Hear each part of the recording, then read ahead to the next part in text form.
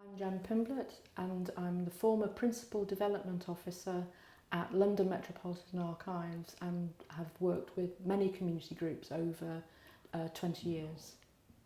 My name's Veronica McKenzie. I'm a community engagement worker for the Haringey Vanguard project, which is a project that's in partnership with the LMA and Bruce Castle Museum.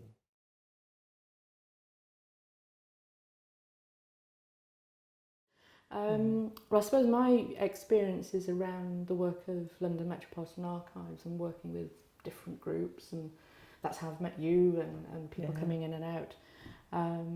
I think it's true to say over the last 20 years that the cohort of people coming in has altered and changed.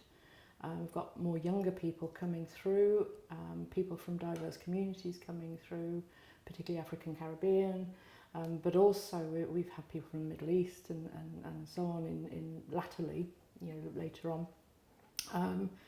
But I think that's a really positive endorsement of having good outreach programs and engaging with people, because you start with, and I'm going to say it because it's true, that group of white gay men who are the people who are often bolder and will come to things, and actually breaking that in a way that opens the door to other groups has been fabulous. I would say I've been a beneficiary of Jan's working practices in terms of how she reaches out into different communities and she engages people. And I think one of the most important things is that personal contact, because then that allows you to build trust, build relationships, and then you can then work with institutions. So that personal connection is really important. For me, what's been really interesting is, especially in the BME LGBTQ communities, is that our history is important and should be documented. So it's that awareness that some of the materials that we've collected and our experiences are valid and can be useful for other people doing research. So it's the coming to understanding that there is a level of importance attached to not only our histories but our archive materials as well. And I think a lot of people don't think about that. They have stuff and they throw flyers away and they don't think it's important, that nobody is particularly interested in it. But that's one of the things that I've come to realise, that it is important and it does deserve to be documented. I think it gets recorded in different ways as well, because as you say, it can be quite a personal thing with your posters are in your sock drawer or it's in an album, or not at all. People dispose of stuff because they make things invisible, which is probably less true now than it was, but certainly for an old generation that would be true. So that's where the oral history collecting comes in and is very powerful. But we know this stuff is rare because it's ephemera. It's not designed to be kept. It was never created in that way. And I suppose one good example of that is the Ruckus collection, which is Black LGBTQ history from the 1980s on, which has been created by dedicated work within the community. Ajamu and Topher Campbell have pulled that together. But they've literally gone around the country talking to people and getting collections from under people's beds, from drawers, from places they had forgotten about.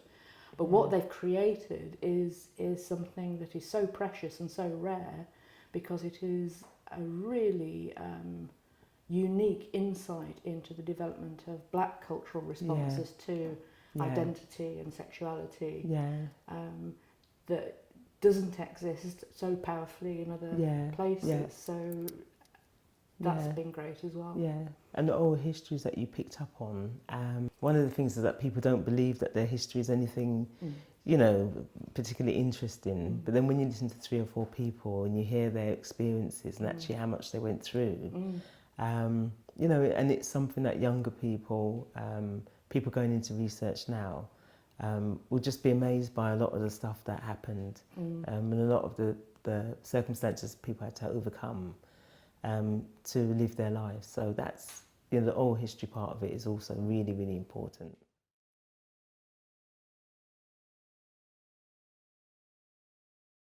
Well, my job is community engagement worker, as you know, I do. for the Haringey Vanguard project, which is a project to collect the oral histories and archives of BME LGBT communities. It kind of came around through some of the research work I've been doing, looking into these communities, and just realising that a lot of stuff was documented. Like, we had the archives and we still have ruckus, but on top of that we needed the oral history, and we needed to kind of engage younger people with this research that we'd been carrying out. So the London Metropolitan Archives were brilliant in terms of supporting the work that we'd been doing beforehand, in terms of helping us with screening the documentary or inviting us to the annual, you know, Lesbian and Gay Archive and History Conference. And then I think I made an application which failed, because I didn't have the right partnerships. And so I approached Jan and said, look, is this something that we can do? And I was just quite happy to see the work done. It didn't necessarily have to be by me, but I just wanted the project to kind of take flight. And in terms of all the research and the stuff that I'd collected, I'm happy to donate it to the archive that we're going to establish. So there'll be like a BME LGBTQ archive, which will be established at Bruce Castle Park. They're one of our partners. So I went for the interview.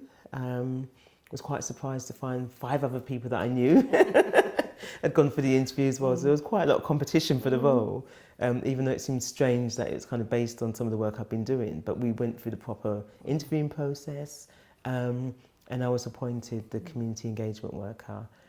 Since then, my job is to go out. Like, we have monthly meetings with young volunteers. So we go to prides, we go to LGBT history fairs, we go to universities, give speeches about the work that we're doing, and we collect oral histories. So far we've got about 20 oral histories from people, and these are people that you coax, because they're like, oh, it's, who wants to know about my history? And that we really want to. So part of my role is to build trust and to say to them, your history is going to be safe, and we're going to look after it. LMA is a very respected organisation. Come and visit LMA, see what archives they have there. Look at the past work they've done, because Speak Out was a really, really successful and popular project, and that was LGBTQ history. So people can see that there is a legacy already. And what we're wanting to do is introduce, BME LGBTQ histories into that arena. And I find the most interesting thing really is working with the young volunteers, because, even when they're looking at the posters and the archive, their just minds are blown because of the work and the activism that was done in the 80s and the 90s. So to be able to bring that to a new generation, and also to introduce people to the idea of archiving and history, it's not something I ever thought I'd find myself in. I used to think it was quite dry, and archives, and who'd be, I'm not that kind of person, but I absolutely love it, because it's that part of natural curiosity, wanting to find out about the past, wanting to find out about your community. And a lot of younger people are engaging, like, really wholeheartedly in uncovering bits of information and using it to form the basis of their own work. And I think LMA is brilliant, because it's so, it's the oldest archive. I think I'm right in saying that. It's 1067. Yes, it's quite old. It's quite old. Nearly as old as me. Yeah. And you say to people that we've got materials there that are like 5, 6, 7, 100 years old, 1,000 years old, and they just can't comprehend. So they, so it's an amazing place to go. And I think I just feel really kind of, privileged really to be working with such a great institution, and to have them supporting the work, because again, BME LGBTQ history, we're saying it's really important, and LMA have really stood behind it, and that gives it a level of validity, you know, it is important. And also people feel really safe and secure that it's going to end up somewhere, you know, and be well looked after. So for me, it's, you know, it's a really good partnership. I think it's really interesting that you're talking about the support and standing behind you, because I think one of the very important things about the way certainly London Metropolitan Archives functions is to be responsive to ideas that come from outside the building. So there isn't that top-down, this is what we need to do. And, I mean, it starts there. It starts with some identification. But then people like yourself turn up, people like Claire Summerskill turn up and say, I've got this oral history idea, I've got this black community, LGBT idea. And to support grassroots activism and ideas that then become, you know, available and accessible and shareable is our job. That's our job. And you know, as an institution, our job is to try and represent the lives of all Londoners and their experience, and where there are gaps in that collection, which are inevitable, we're keen to fill them, but actually that's also our function, to support this other kind of movement that's on the ground, because an institution, however big, cannot do it all. But we have broad shoulders, and the place itself, as you say, endeavours to be a comfortable, safe area. And as we've always said, you know, that archive, it is what it is, but actually when that space is taken over by one group or another group, at that moment in time, it is a black LGBT space. It is, you know, a women's activist group space. It takes on a whole different persona, and that it shape changes, and that's actually what it should do.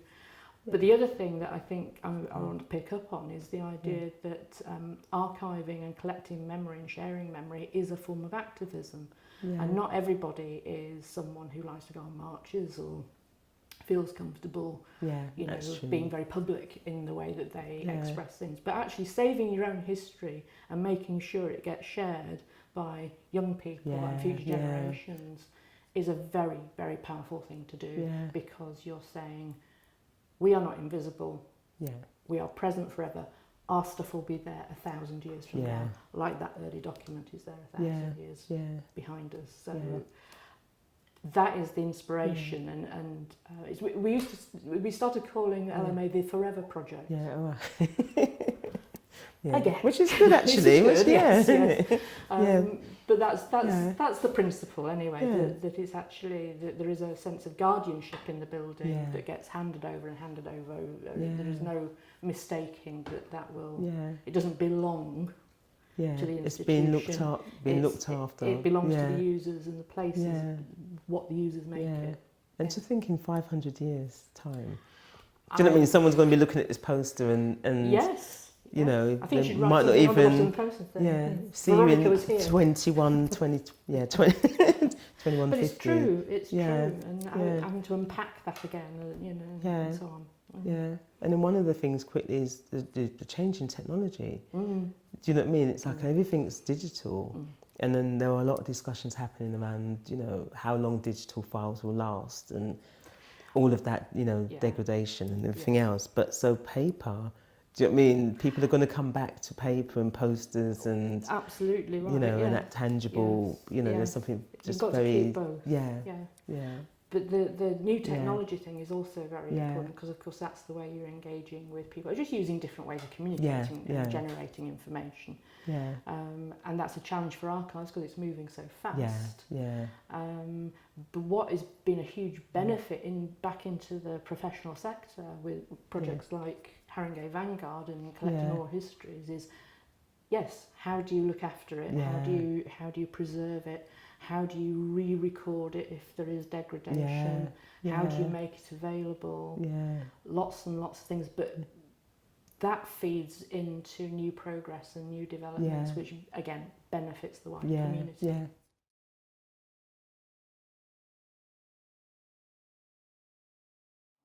Well, I would definitely look at this, which is a newsletter from the Black Lesbian and Gay Centre. So the Black Lesbian Gay Centre existed in the 1980s, so it started in 1985, and a lot of younger people didn't even know that there was a Black Lesbian and Gay Centre project in 1985, which is 40 years ago. So for a lot of people seeing these materials, it kind of reaffirms their existence, but also opens up, like a wonderful rabbit hole that they can go down and do some, exploring and research. And for me, talking to people that were part of the Black Lesbian and Gay Centre, part of that history, who now drifted off and done other things, it's really interesting for them to know that there's this resurgence of interest.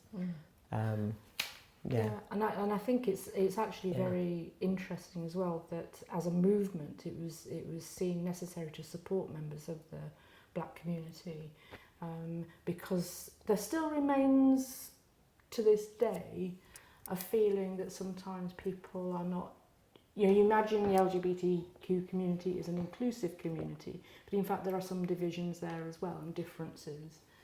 So it was about people finding their own space and their own voice and not feeling excluded from what was becoming the mainstream of a subculture, if that makes sense. So there's something very radical about that, and that ebbs and flows over time as things change. So I think that actually is a very...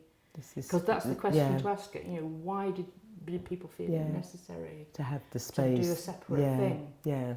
So you always have to ask those questions. And it's something that comes up today as well. Like with the volunteers and stuff that I work with, some of them say they still need space. Yes. Do you know what I mean? So some of these questions around space and access and exclusions are still really relevant. Yeah, and respecting that and letting people be a bit free and be able to do those things. I mean, the one, this is a thing called Real Families, and this is rooted in Clause 28.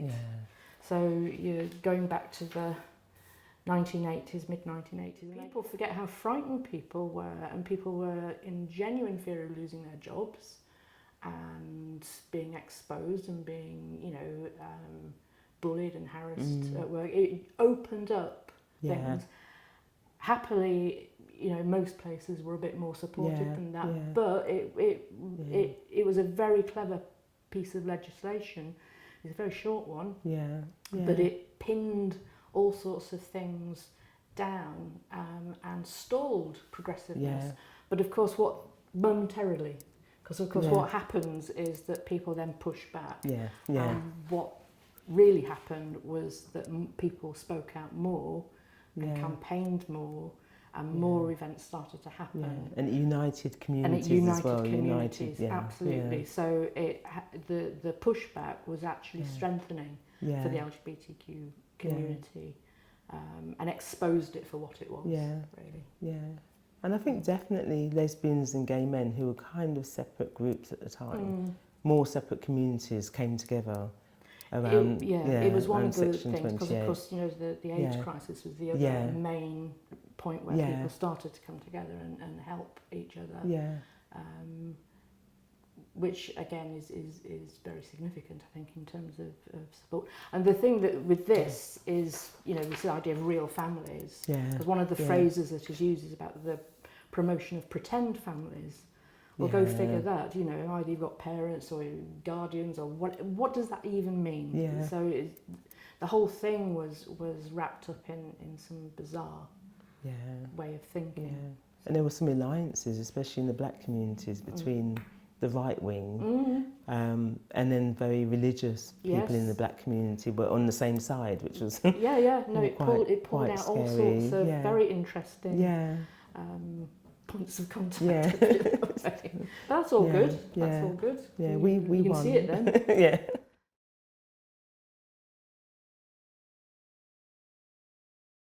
I was having a conversation with someone around Stonewall and what that anniversary means. On one level, obviously it's a very powerful and heavily promoted statement. There are lots of debates about who was there and who did what. There you go, there it is. But for me, it it's been something that's been around a little bit, but it seems to me that the main thing is the slow progress that emerged after, because I think some people imagined that Stonewall happened, stuff changed, and that didn't happen. What you're actually looking at is 50 years of slow campaigning, steady change, the erosion of prejudice and bigotry, and it's, you know, taken all that time, and then you get those sort of bumps in the road, like you know, the you know, political acts that we've talked about earlier on. So it's not straightforward, and it's not. It's been an interesting and wriggly road, and of course there are very negative reactions along the way, and you just got to keep at it. So it's 4 steps forward, 2 steps back. It's that dance. So for me, Stonewall was part of an emerging response, not just in America, but here as well, there are things going on. So, I think it's a really important marker. I think it's a brilliant thing to sort of say, look at this, because it explains some of the activism. I think I would say it wasn't that sort of mad splash event that changed the world. Everything. It made people aware, and it made people aware of possibilities. So I do think, when I think about the Stonewall riots or uprisings that happened 50 years ago, I think that we have to remember that it was black trans activists who kicked it off, and then faced a tremendous amount of police brutality, and it was the end of, you know, they'd had enough of facing this police brutality. So, and also we're still seeing trans people, you know, and people in the black minority ethnic communities that bearing the brunt of a lot of violence. So I think that has, I mean, things have got better for the LGBT community overall, but when you look at the numbers of people that are being brutalised, it's still the same people. Do you know what I mean? So it's a weird one when I look at everyone celebrating 50 years of Stonewall, because maybe the mainstream LGBT community are doing better in terms of, there's a whole industry around jobs and, you know, there's a lot of success in terms of integration, but some of the underlying divisions in society haven't moved on as much as you know, as you would think maybe after 50 years. You know, and like you said, it is 2 steps backwards and 2 steps forward and then 1 step backwards. But especially if we look at today, you know, my God, the people that are in the front line are still the same. They're still trans people, and they're still, you know, people in the BME LGBT communities that are still facing the brunt of the violence. So I think that we should celebrate it, but we should also focus in a little bit more about what we can do to support certain sections of the community, because I think it's just a bit too easy to say, do you know what I mean, 50 years ago this happened and now look where we are. It's magic. Yeah, it's you know, it's brilliant, but 50 years you can go, you know, that's a long time. What's changed? You know. No, I agree. I think again, the stories that you hear from people, people's experience and people's lived experience, where you know, I've been to visit youth groups where you know, I was vetted properly before I went there. It is not something that is named. It is a very sensitive space, and there are young people there who you imagine, you know, would feel more comfortable in the world as it is, but really don't, and they are vulnerable, and they're not getting support from families. There's a ton of work to do, and I agree wholeheartedly that it's very easy to enter the bubble, feel comfortable, especially if you're having experiences or events around those sort of like Pride is this massive event, massive party. Or you've got quite smart events in big institutions. That's okay. But actually, what happens when you go back to your house or the estate you live on, or do you ever get out of that estate to go and do anything? Some of those issues are still the same, and not just for LGBTQ people, but it's still really there. important. Yeah. So that, I think, is one of the really important things around collecting and sharing. And I'm going to go back to that. You've still got to keep on keeping on and not assume it's okay. And also to make part of the outreach that happens, again, from a big institution like ours, it's going to the community hall on an estate. It's being brave. It's actually entering the space. Going into those spaces. And it might be 3 people who pop up, but they pop up. That's the point. So it's not about quantity. It's about reaching out and just throwing those ropes out to people and say, if you come over here, there is something that can happen and to make things better. And it will be safe. And it will be safe. And it will be safe. I mean, I think a lot has been done in terms of now, especially with the younger communities. They know the history a little bit more. You know, there's a number of people that are doing PhDs in, you know, BME LGBT history. I mean, there's a LGBTQ history MA actually. So do you know what I mean? So things have moved on in terms of sharing the knowledge. And I think now we're in such turbulent times, you know, people are being active now. So I think we are seeing a resurgence of. I think it's not just collecting and chatting about it. It's actually, when I was talking about activism, it becomes a kind of resistance because it's saying this is not invisible and we are not going away. Yeah, absolutely. Somebody that was a politician said, I'm not going back in the cupboard. Yeah, okay. Or closet. Or wherever. Yeah. Angela Eagle. Oh said, yes. We are not going to be invisible and we are not going back in the closet. Yeah. That's it. Yeah. And I think that's important. I think it's really important because it's true statistically. The number of you talk about violence. I mean, you know, the number of attacks on people has increased. You know, people who are visible in the way they present are very vulnerable to things, and it's unfortunate that, you know, some of those attacks are by younger people. But it's like, as you say, we're in weird, turbulent times where all sorts of regressive messages are going out, which people are hanging on to. All the more reason to do more of this and to not move the line. In fact, push the line a bit further. We're not going backwards. Not going back. No. For sure.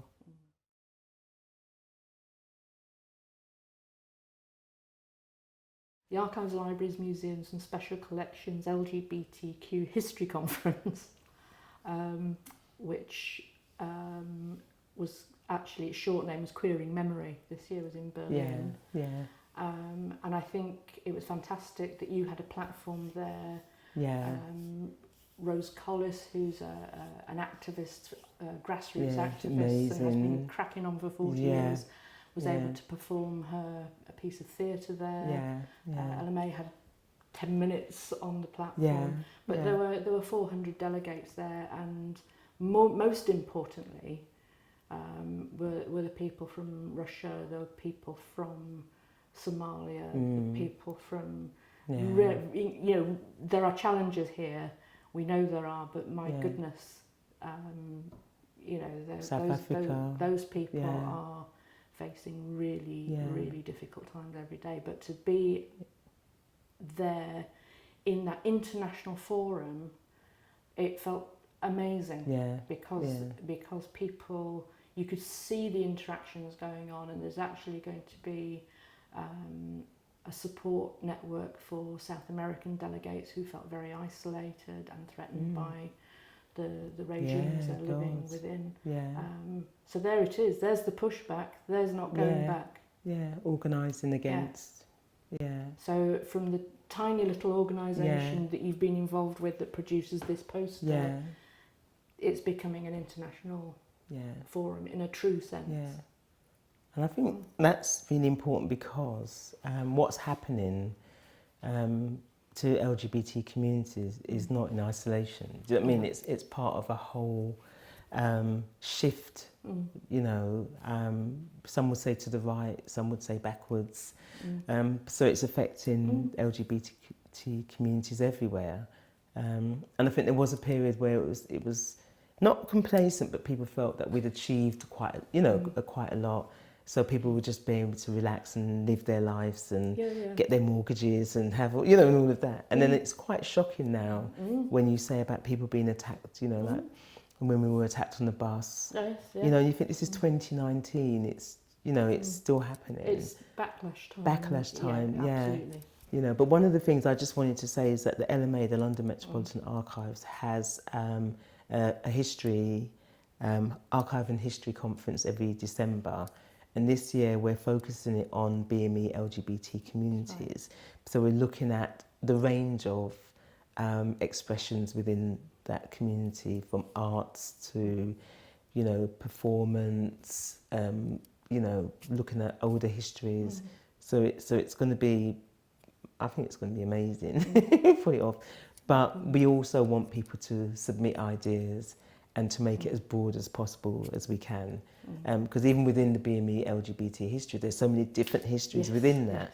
You know, you've got the lesbian history, you've got people that have a Caribbean background, people that have an African background, you know, people that have 8 different Asian cultures. We're having a faith-based panel, so, you know, we're looking at Christianity and Islam and Buddhism and, you know, how that intersects with LGBTQ issues. So that's in December, so we're really looking forward to that. We're planning that now, so the countdown. Well, I think it also provides an opportunity for anybody thinking they want to do a project or want to get involved in a project to come to that kind of, be part of that event and be in that environment and be able to talk to people and just have a really good time in that way is a very useful thing to do. It's so accessible. And it's fun. Yes. And there's great food. Well, yes, well, we have to feed people, to come for that. for sure. Yeah.